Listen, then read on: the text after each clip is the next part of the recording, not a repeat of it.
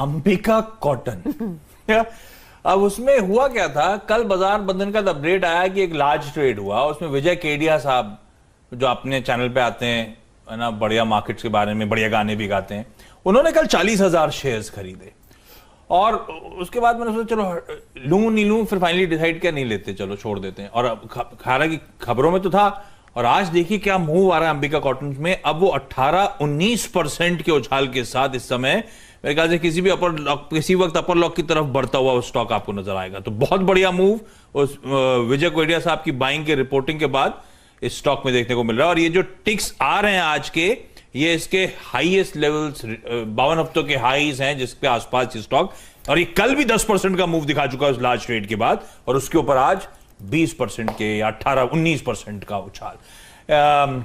सतपति साहब, ये Ambika cotton mills हालांकि थोड़ा सा कम वॉल्यूम वाला रहता है आमतौर पे, लेकिन पिछले 2 दिनों से तो खैर लार्ज ट्रेड और आज भी वॉल्यूम अच्छे खासे पिकअप होते हुए नजर आ रहे हैं। क्या लग रहा है इसके चार्ट को देखकर? देखिए, अगर आप फर्स्ट ऑफ ऑल ये तो ट्रेडिंग बेट होगा नहीं, क्योंकि ये कंप्लीटली आप पोजिशनल ट्रेड ही बनता है, भी अवधि के लिए होगा, असम्पशन तो यही होगा। हाँ, तो इसको तो मैं होल्ड के कैटेगरी में ही रखूंगा, क्योंकि यहाँ पे एक फ्रेश ब्रेकआउट मिला है। 2200-2220 का एक रेजिस्टेंस था, और जो पैटर्न के हिसाब से अगर आप देखें तो इसका जो टारगेट बनता था वो 2400 का था, लेकिन फिलहाल ये 2750 के आसपास है। तो आप ये कह सकते हैं कि यहाँ पे एक तड़का तो लगा हुआ है, तो प्रोबेबली आप इसका टारगेट 3000 के आसपास का सेट करें। एक ट्रेलिंग स्टॉप लॉस रखे आप 2450 के आसपास का, 2450 या 2500 का स्टॉप लॉस रखे। एक सेफ्टी होनी चाहिए, क्योंकि काउंटर स्लाइटली ओवरबॉट है, तो 2500 के स्टॉप लॉस के साथ पोजीशन को रन करे, प्रोबेबली 3000 के आसपास अटक सकता है। तो पर ये ध्यान रखें, ये ट्रेडिंग वाला स्टॉक वैसे नहीं है, जैसे सतपुते सर ने पहले ही आंसर में अपने बता दिया था। तो ये मूव अच्छा आ रहा है क्योंकि वो लार्ज ट्रेड का अनाउंसमेंट और कल भी अच्छा पिक आया था, उसके बाद आज फर्दर लेग्स नजर आ रहे हैं, इसलिए मैंने कहा इसे टच अपॉन करा जाए। ये कल रडार पे था और फाइनली हटा दिया था, तो उसका अफसोस भी। अच्छा, इस बीच राजेश अग्रवाल सर स्क्रीन पे नजर आ रहे हैं कोलकाता से जुड़ते हुए। राजेश सर, हाय, गुड आफ्टरनून। ये अंबिका कॉटन मिल से याद आया, ये टेक्सटाइल में पिछले 12-1 महीने हो गए गजब की रीरेटिंग अंडरवे है। तो गोकुल दास एक्सपोर्ट्स के मैनेजमेंट से उस दिन चर्चा कर रहा था, भाई चल क्या रहा है, इस तरह से फंडामेंटल्स कैचअप हो रहे हैं, जिस तरह के आप लोग के स्टॉक्स का मल्टीबैगर रिटर्न्स आने शुरू हो गए, 2-2, 3-3 गुना भाग चुके हैं।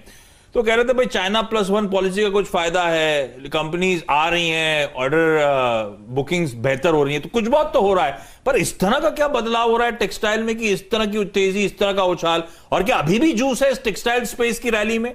आप लोग की होम कैपिटल में प्रिफर्ड पिक्स कौन सी है फंडामेंटली? अगर आप ट्रेडिंग में ब्रोकरेज के नाम पर अपने हजारों रुपए बर्बाद कर रहे हैं तो अब बदलिए और देश के सबसे सुरक्षित और भरोसेमंद ब्रोकर्स के साथ जुड़िए, जहां पर सिर्फ 20 रुपए की ब्रोकरेज में आप कर सकते हैं अनलिमिटेड ट्रेड। तो दोस्तों, अकाउंट ओपनिंग की लिंक वीडियो के डिस्क्रिप्शन में है, जाइए और अभी अपना 100% फ्री अकाउंट ओपन कराइए। गुड आफ्टरनून आशीष जी, हर्षदा जी, और भी पैनल में जो मित्रगण हैं सबको नमस्कार। आपने सही कहा कि टेक्सटाइल में बहुत सुगबुगाहट हो रही है, कई कारण रहे। एक तो जैसे चाइना प्लस फैक्टर आपने ही कहा, दूसरे जो 2 साल के लॉकडाउन के बाद डिमांड उभर कर आई वो अपने आप में बहुत तगड़ी थी। फिर वो चाहे फैब्रिक की डिमांड हो चाहे यान की डिमांड हो, दोनों ही तरफ से बहुत पॉजिटिव संकेत आए। तीसरे, कंपनियों ने अपनी एक्सपेंशन की, और चौथे अगर आप देखेंगे तो यूरोपियन बाज़ार से और अमेरिकी बाज़ारों से बहुत अच्छे ऑर्डर बुक उनकी बनी। हमारी प्रीफर्ड पिक की अगर बात की जाए, उससे पहले मैं अंबिका कॉटन की अगर चर्चा जो चल रही थी उससे ही आगे बढ़ाऊं, तो अंबिका कॉटन में अगर आप देखेंगे तो वैल्यूएशन सस्ते होने के साथ साथ एक टेक्सटाइल का टेलविंड तो है ही, दूसरे इनके जो प्रमोटर है ना वो बहुत ज़्यादा कंजर्वेटिव है, डेट पे भरोसा नहीं करते हैं, zero debt, almost zero debt company है, और जो भी एक्सपेंशन उनका होता है वो इंटरनल एक्यूरल से करते हैं। अब केडिया साहब ने लिया है, उनकी नज़रिया बहुत लंबी अवधि का होता है, तो उसके पीछे अगर कोई लोग ये सोच के चल रहे हैं कि बहुत तुरंत में पैसा बनेगा, तो वो थोड़ा सा, क्योंकि ट्रेडिंग स्टॉक है नहीं, और 10% कल बढ़ गया है, 20 आज बढ़ गया है, तो थोड़ा सा सावधान रहे, थोड़ा करेक्ट करें तो वहाँ पर बिल्कुल लें, बट लंबी अवधि का नज़रिया रखें। जहाँ तक हमारा हाउस का सवाल है, हम लोग भी रिकमेंड कर रहे हैं, बल्कि कई दिनों से कर रहे हैं, वर्धमान टेक्सटाइल पे हमारी नज़र है। अगर आप देखेंगे तो लॉकडाउन के बाद, जैसे मैंने कहा, फैब्रिक और यान दोनों में अच्छी डिमांड बढ़ के आई, चैनल इन्वेंट्री बहुत कम थी, और सबसे अच्छी बात थी कि 1 लाख स्पेंडल्स की ये एक्सपेंशन कर रहे थे, बैलेंस शीट बहुत स्ट्रांग है और ये यहाँ भी मैनेजमेंट बहुत कंजर्वेटिव होने के साथ साथ बहुत अच्छी तरीके से अपने बैलेंस शीट को संभाल के चलते हैं। और गवर्नमेंट की जो इनिशिएटिव्स है आफ्टर मंत्रिमंडल में जो फेरबदल हुए वो तो अपनी जगह है ही। तो मैं समझता हूँ कि ये स्पेस बहुत एक्साइटिंग है, अगर आने वाले दिनों में अच्छा रिटर्न दे सकता है। और एक कंपनी अगर इसमें देखना हो तो वेल्सपन इंडिया का रहेगा, जो टेरी टॉवल्स में और फर्निशिंग्स में बहुत बड़ी कंपनी है और विदेशों में बहुत अच्छा माल जाता है। एक नया करार भी इनका हुआ है जो पिछले दिनों टूट चुका था, कई वर्षों से वो नया करार हुआ है। तो मैं समझता हूँ ये 2-3 कंपनियां हैं जहाँ नज़र रखनी चाहिए।